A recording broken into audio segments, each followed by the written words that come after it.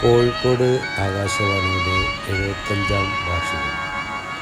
കോഴിക്കോട് നവീകരിച്ച ടൗൺ ഹാളിൽ വെച്ച് നാടക കലാകാരന്മാരെ ആദരിക്കുന്ന ചടങ്ങോടുകൂടി ആരംഭിച്ചു.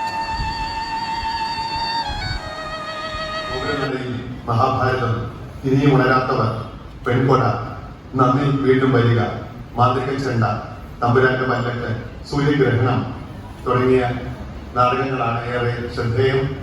പൊതുരംഗത്തും വളരെ സജീവ സാന്നിധ്യമാണ് അദ്ദേഹം.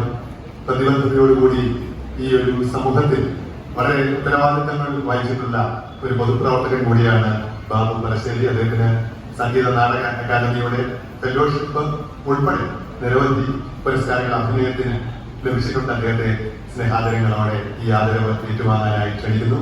നൽകാനായി കൃഷ്ണകുമാറിനെ.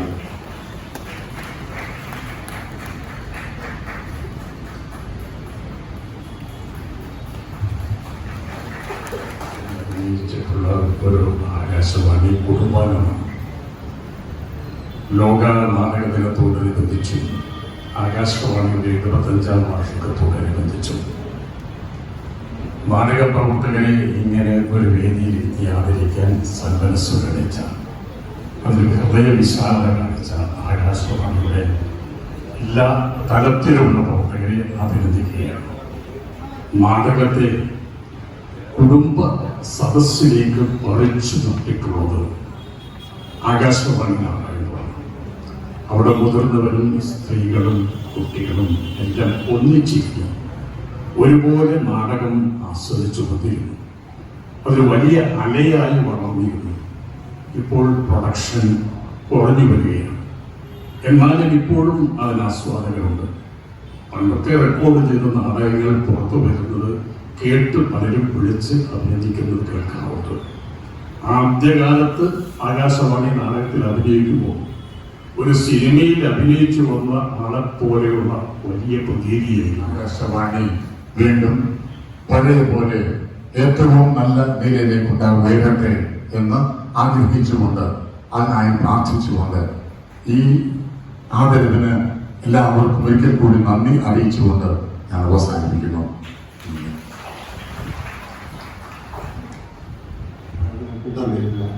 അവരുടെ പ്രവർത്തനങ്ങൾ നേരിട്ട് നിരീക്ഷിക്കാൻ, അവരുടെ കൂടെ പങ്കു ചേരാൻ കഴിഞ്ഞു എന്ന ചാരിതാർത്ഥ്യം ഓർമ്മയിൽ കൊണ്ടുവന്നതിന് നന്ദി. നല്ല നമസ്കാരം.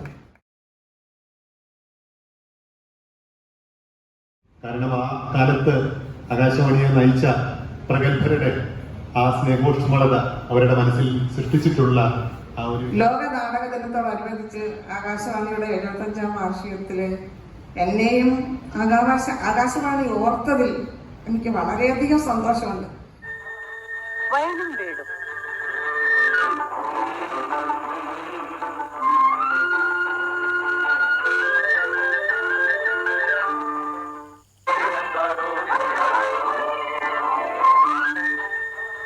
വയനും വീടും 200ഓളം നാടകങ്ങൾ അദ്ദേഹം സംവിധാനം ചെയ്തു. ആവാഹം, കുടിപ്പക, കൺകെട്ട്, രാവുണ്ണി, തലസ്ഥാനത്ത് നിന്ന് ഒരു വാർത്തയുമില്ല കൂടിച്ചേർന്ന് രൂപപ്പെടുത്തിയ ആ സംഗീതം തീർച്ചയായും നമ്മളിൽ വിഹാതരത്വം ഉണർത്തും എന്നതിന് സംശയമില്ല. മറ്റൊന്ന്, ഞാൻ ഓർക്കുമ്പോൾ പരാജയപ്പെട്ട എൻ്റെ ഓഡീഷനാണ്. കോളേജ് വിദ്യാഭ്യാസ കാലത്ത് കവി രാമേന്ദ്രൻ സാറിൻ്റെയും നാനാൻ സാറിൻ്റെയും ഒക്കെ ആഭിമുഖ്യത്തിൽ കോളേജിൽ നാടകങ്ങൾ റിഹേഴ്സൽ നടത്തുമ്പോൾ വിലയേറിയ നിർദ്ദേശങ്ങൾക്കും അഭിപ്രായങ്ങൾക്കും വേണ്ടി തിക്കോടിയൻ മാസ്റ്റർ വരിക പതിവായിരുന്നു. റിഹേഴ്സൽ കണ്ട തിക്കോടിയൻ മാസ്റ്റർ പറഞ്ഞു, മോനെ നീ ഓഡീഷന് അപ്ലൈ ചെയ്യണം. ശിരസാ വഹിച്ചു ആ ആജ്ഞ. പക്ഷേ ഫലം നിരാശയായി. കോഴിക്കോട് അണിയറയുടെ അമരക്കാരനാണ് അദ്ദേഹം. സംഗീത നാടക അക്കാദമിയുടെ നാടക പുരസ്കാരം കൂടാതെ ഇന്ത്യൻ ബാങ്ക് അസോസിയേഷന്റെ അഖിലേന്ത്യാ മത്സരത്തിലെ സംവിധാന മികവിനുള്ള പുരസ്കാരം, Nilambur Balan award, Amrita TV award, PM Taj പുരസ്കാരം തുടങ്ങി നിരവധി സമ്മാനങ്ങൾ നേടി അദ്ദേഹത്തെ ഏറെ സ്നേഹാദരങ്ങളോടെ ആദരിക്കുന്നു. സമ്മാനം ആദരവ് കൈമാറുന്നത് C. കൃഷ്ണകുമാർ.